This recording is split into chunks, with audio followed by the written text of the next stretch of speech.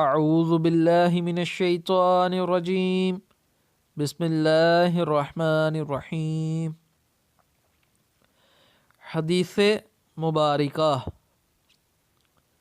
حدثنا عبد الرحمن بن المبارک حدثنا حماد بن زید حدثنا ایوب ویونس عن الحسن عن الاحنیف بن قیس قال ذهبت لأنصر هذا الرجل فلقيتي أبو بكر فقال أين تريد؟ قلت أنصر هذا الرجل قال ارجع فإني سمعت رسول الله صلى الله عليه وسلم يقول إذا التلق المسلمان بسيفيهما فالقاتل والمقتول في النار فقلت يا رسول الله هذا القاتل فما بال المقتول؟ قال إنه كان حريصا على قاتل صاحبه۔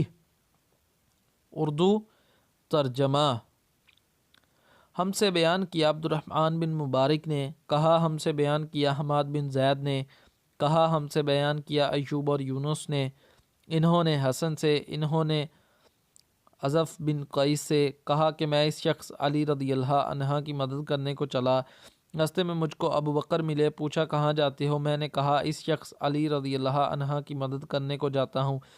ابو بکر نے کہا کہ اپنے گھر کو لوٹ جاؤ، میں نے نبی کریم صلی اللہ علیہ وسلم سے سنا ہے، آپ صلی اللہ علیہ وسلم فرماتے تھے جب دو مسلمان اپنی اپنی تلواریں لے کر بڑھ جائیں تو قاتل اور مقتول دونوں زخمی ہیں۔ میں نے عرض کیا یا رسول اللہ قاتل تو خیر ضرور دوست کی ہونا چاہیے، مقتول کیوں؟ فرمایا وہ بھی اپنے ساتھی کو مار ڈالنے کی حرص رکھتا تھا، موقع پاتا تو وہ اسے ضرور قتل کر دیتا، دل کے عزم سیم پر وہ دوزخی ہوا۔ English translation.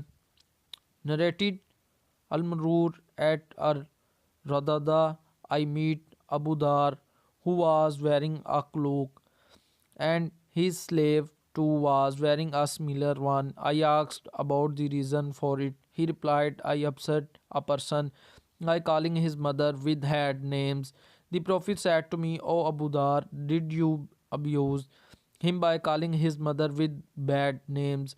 You still have some characteristics of ignorance. Your slaves are your brother, and Allah has put them under your command. So whoever has a brother under his command should feed him of what he eats and dress him of what he wears. Do not ask them slaves to do things beyond their capacity, power, and if you do so, then help them. Thanks for watching us. For more videos, subscribe Islam Ki Duniya.